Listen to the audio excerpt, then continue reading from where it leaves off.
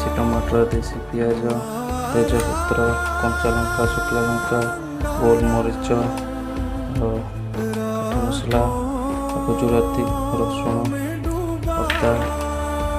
Chicken बनाब तेल पड़ो तेजपत्र गुजराती काठ मसला पड़ा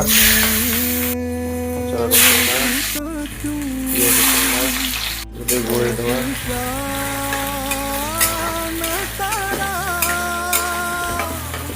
पियाज भी नाली आसले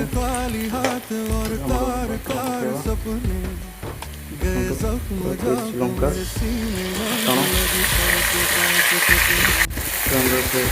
गोल दवा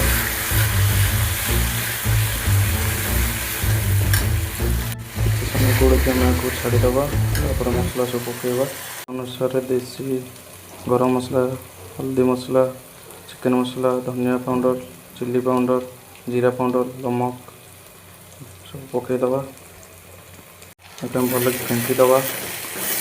मिक्सिंग करदे सबको मिक्सिंग करदे पानी देदबा पानी दे छाड़ीदबा फुटा बटन कलरटा देख बटन अलरेडी हो गला चिकेन पकईबा चिकेन पकईबा चिकेन पकई भल गोल दबा चिकेन गोला हो गला 10 मिनट छाड़ीदबा फ्लेवरटा देख केमती कलरटा भी देख एवं आलू पकईदबा आलू कंचा आलू पकईदे बेस स्वाद लगे आलू पकईदबा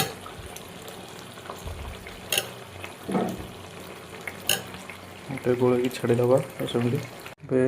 आलू पकईदेलु कंचा आलू भाजिक आलू पकईद भल लगे कंचा आलू पकाओ स्वाद बेस लगे देसी चिकेन देख चिकेन कलरटा केमती आई चिकेन ग्रेवी फ्लेवर ये जाना पड़ो टेस्टी हेवी कलर चिकेन को सब रेडी हो जाइए पानी दे दबा गरम गरम चिकेन गरम गरम भात खाईद कलरटा मस्त होती 5 मिनट छाड़ीदबा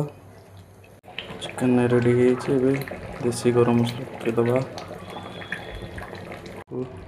कलरटा केमती लगुच देसी चिकेन स्वाद खाइले जना पड़ो।